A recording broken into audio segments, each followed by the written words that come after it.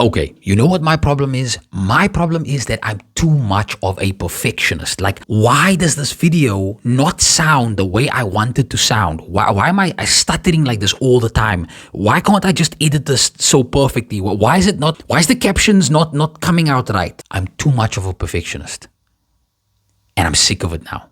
And here's why I want to try my best to tone that down a bit. So being a perfectionist in a lot of ways is just part of my personality. I'm always looking for ways to improve on what I do.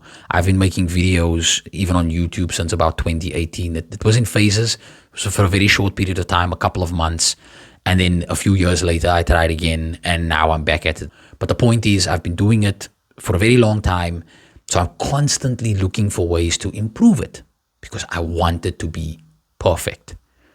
But here are the problems with wanting to be perfect and how it actually makes things a lot more difficult, or more difficult than it needs to be. Number one, perfectionism kills momentum. You know, in the beginning when I used to make videos for TikTok, I had like a strategy. I wanted to make one video every day.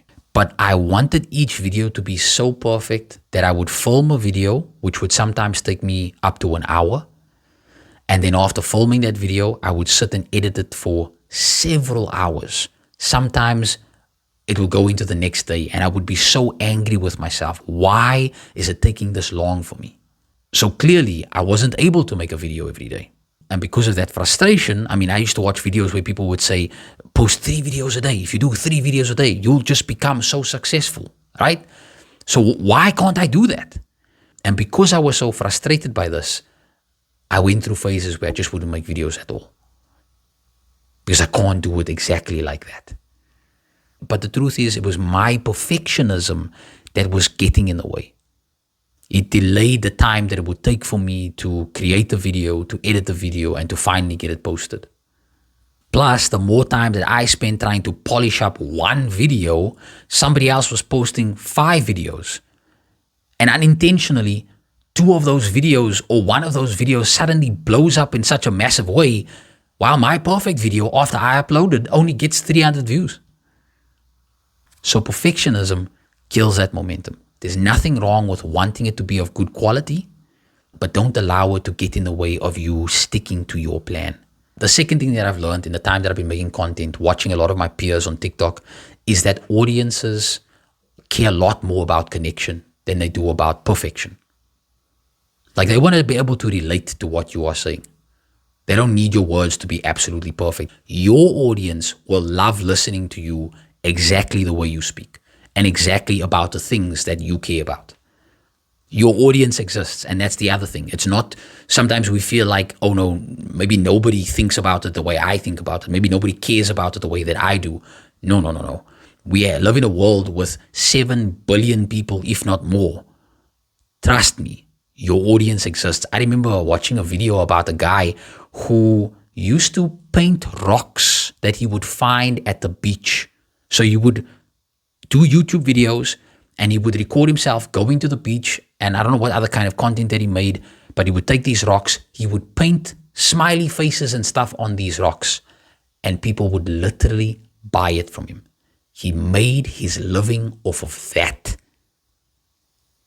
Another guy I found was selling potato guns, a gun that shoots potatoes, and man was making his money. So your audience exists.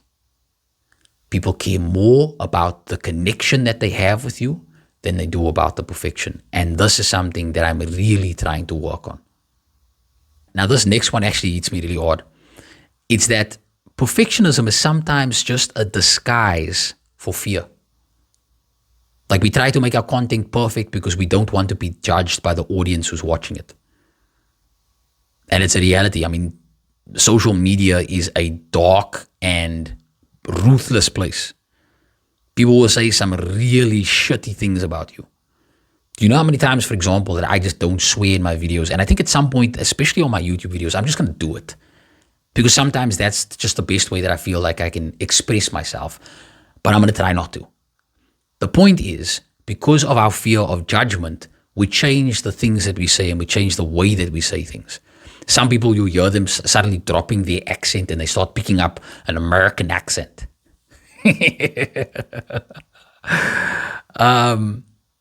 Others will go from an Afrikaner accent to suddenly having the strongest British accent. You know who I'm talking about. Anyway, it's because of fear of judgment. But the thing is, the reality is, the internet is still not a real place. The judgments that you get in your videos, the judgments that I get in my videos, never actually appear in my physical real world. Like, I don't walk outside and bump into people who start saying ugly things to me. Okay, also, I'm living in South Korea. Nobody actually watches my content here. So maybe I'm lucky in that regard. But the point is, for the first maybe year or two of you making your content in the real physical world, not many people are ever going to approach you and say those things to you face to face. So ignore the comment section. Pay no attention to it. Make your content. Obviously, I am going to say don't be an asshole and don't say stupid things.